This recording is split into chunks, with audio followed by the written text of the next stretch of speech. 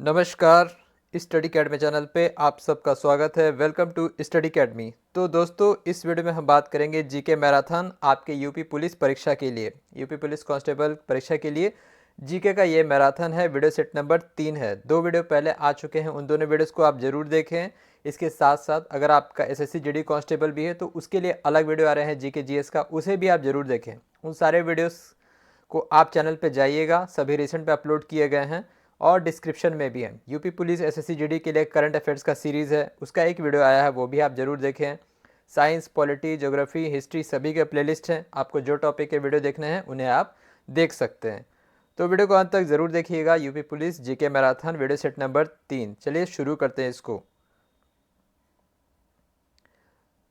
पहला सवाल, first question है, बिम्स्टेक जो कि एक अंतर्राष्ट्रीय संगठन है, इसमें कुल कितने सदस्य देश हैं? बिम्स्टेक जो है, जो अंतर्राष्ट्रीय संगठन, इसमें कुल कितने सदस्य देश हैं? इसका सही जवाब होगा ऑप्शन ए, 7 देश हैं। 7 देश कौन कौन से? बिम्स्टेक पहले होता क्या है? Bay of Bengal initiative for multi sectoral technical and economic cooperation. Bay of Bengal जो कि बंगाल की खाड़ी होता है, initiative for multi sectoral technical and economic cooperation. तो बंगाल की खाड़ी से जुड़े जो देश हैं उनमें जो अर्थशास्त्र, डेवलपमेंट, टेक्नोलॉजी के लिए जो एक संगठन है वो है बिम्स्टेक। तो इसमें जो 7 देश है, 7 देश कौन कौन से हैं?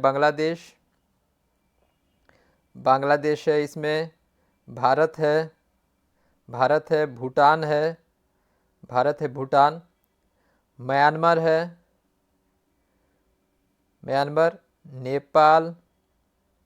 नेपाल है, श्रीलंका है और थाईलैंड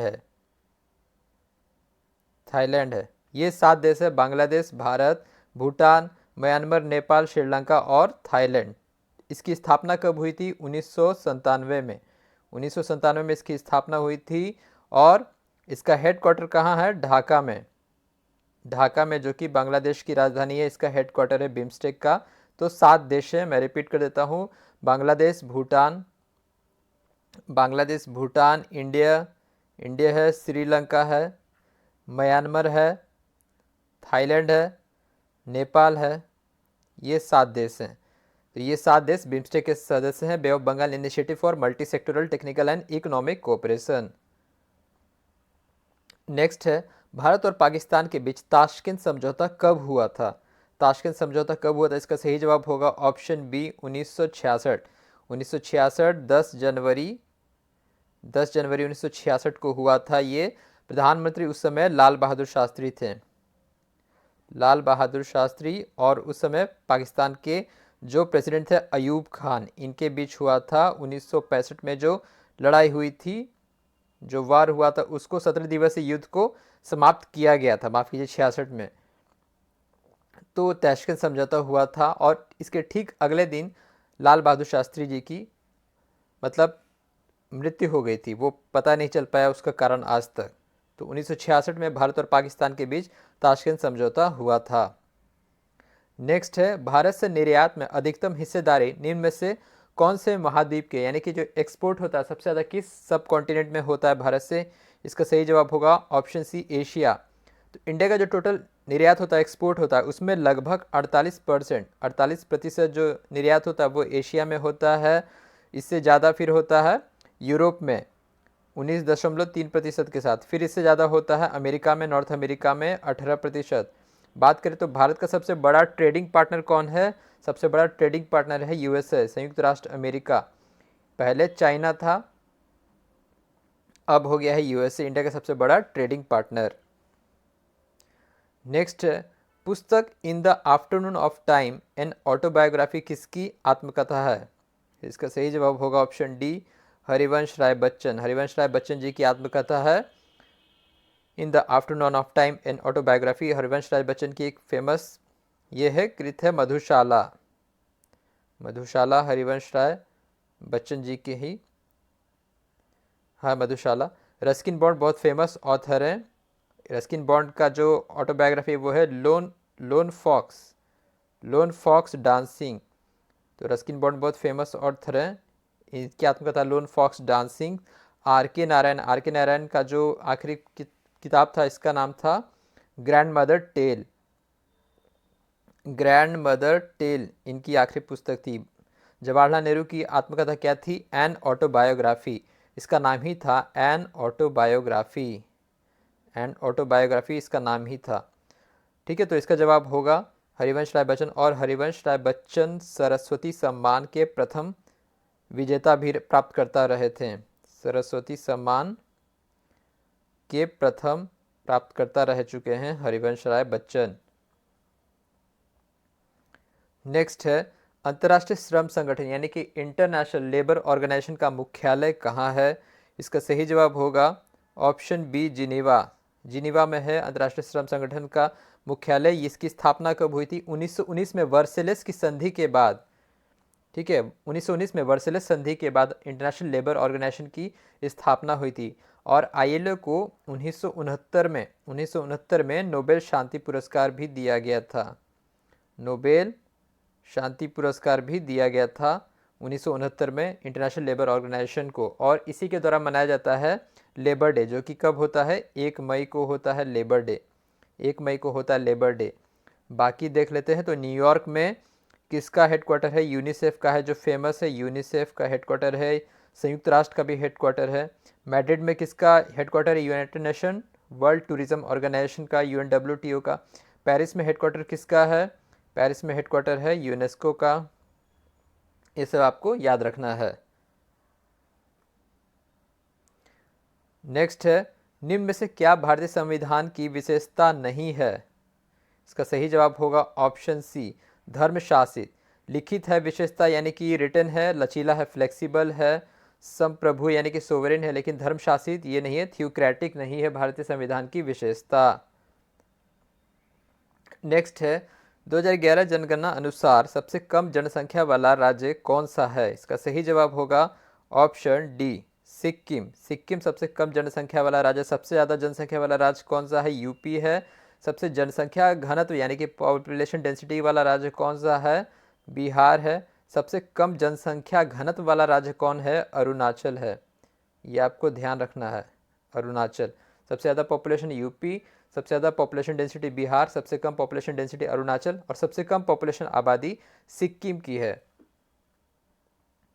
नेक्स्ट है पांगी घाटी किस राज्य केंद्र शासित प्रदेश में स्थित है? तो इसका सही जवाब होगा ऑप्शन ए, हिमाचल प्रदेश। हिमाचल प्रदेश के चंबा में स्थित है पांगी घाटी। चंबा में स्थित है पांगी घाटी, जो कि अलग अलग क्षेत्रों से जुड़ा हुआ है। पद्दर से, जम्मू से, लाहौल स्पीति से, चंबा से घिरा हुआ है हिमाचल प्रदेश का पांगी घाटी, पांगी वैली।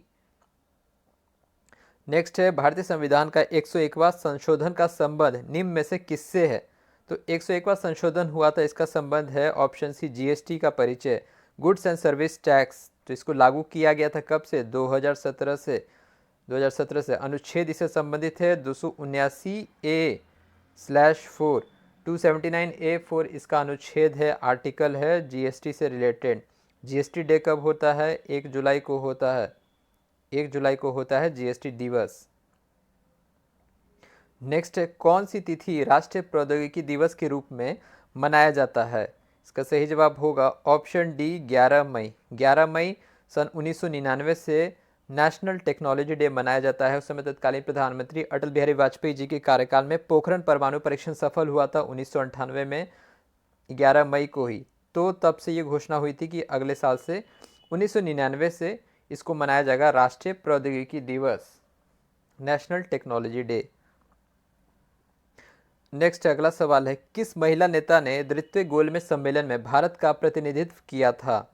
तो इसका सही जवाब होगा ऑप्शन ए, सरोजिनी नायडू। सरोजिनी नायडू ने भारत का प्रतिनिधित्व किया था। तो द्वितीय गोलमेज सम्मेलन कब हुआ था? 1931 में हुआ था, सितंबर से दिसंबर तक।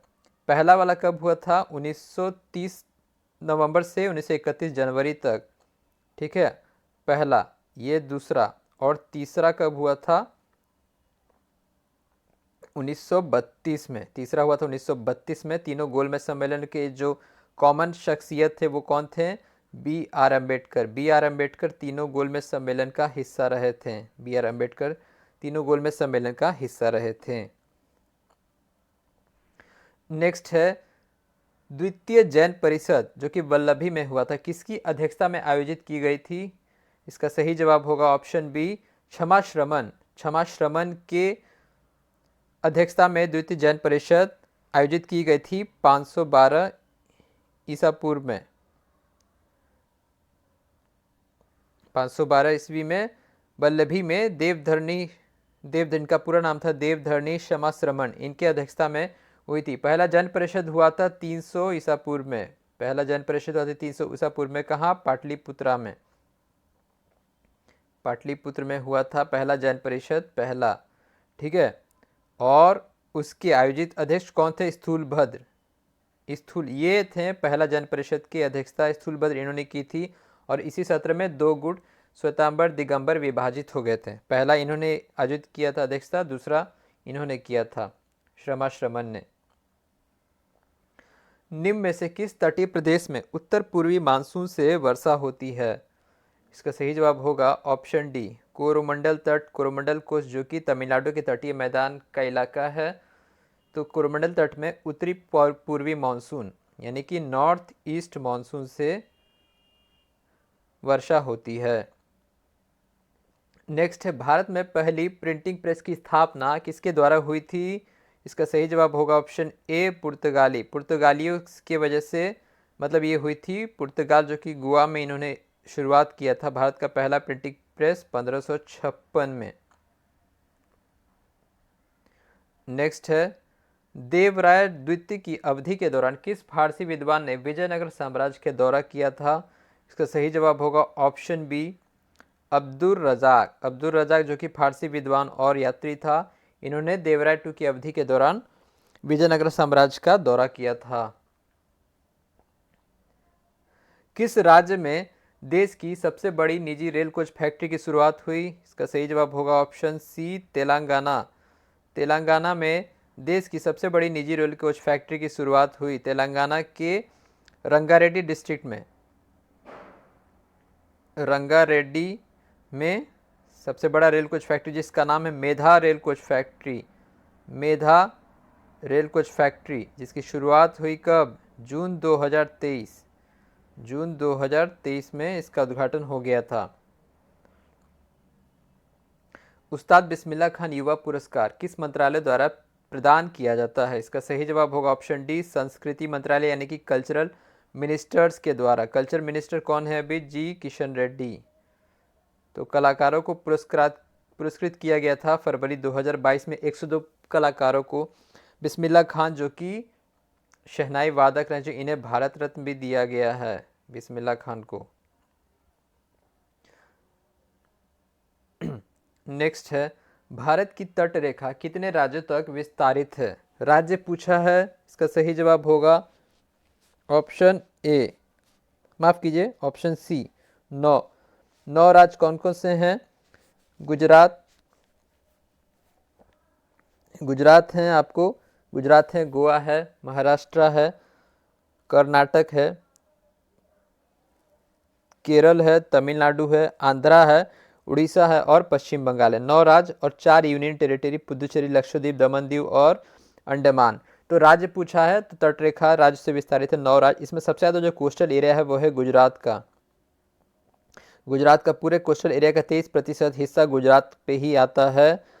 अगर बात करें पूरा कोस्ट, इंडिया का कोस्टल वो है 7516, तटीय क्षेत्र है 7516। अगर बात करें सिर्फ राज्यों का तो वो है 6100 किलोमीटर। इसमें यूनियन टेरिटरी नहीं है, ये आपको ध्यान रखना। सिर्फ राज्यों का कोस्टल जो है तटरेखा 6100, लेकिन पूरा राज्य यूनियन टेरिटरी मिला के 7516 किलोमीटर है। तो 9 राज्य कोस्टल एरिया यानी कि तटीय राज्य हैं भारत में।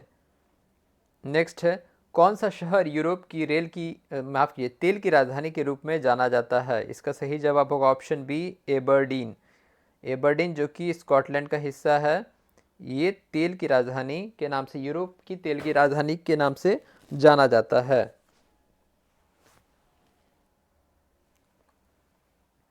नेक्स्ट है, निम्न में से कौन सा दर्रा लेह लद्दाख में नहीं है? इसका सही जवाब होगा ऑप्शन ए, झेलेपला दर्रा। ये कहाँ है? सिक्किम में है। सिक्किम में है झेलेपला दर्रा। बाकी उमलिंगला दर्रा इमिसला दर्रा, अघिल दर्रा, ये तीनों है कहाँ? लेह लद्दाख में। तो ये था आपके यूपी पुलिस के लिए। माफ़ कीजिए, जब इतने सारे वीडियो रिकॉर्ड करो मैं भूल जाता हूँ कौन एसएससी जीडी के लिए, कौन यूपी पुलिस के लिए। आप दोनों देख सकते हैं, बहुत सारे होंगे छात्र जो दोनों परीक्षा की तैयारी कर रहे हैं। तो ये आप बाकी वीडियो इस चैनल पर जरूर देखें। वीडियो देखने के लिए आपका धन्यवाद। Thank you.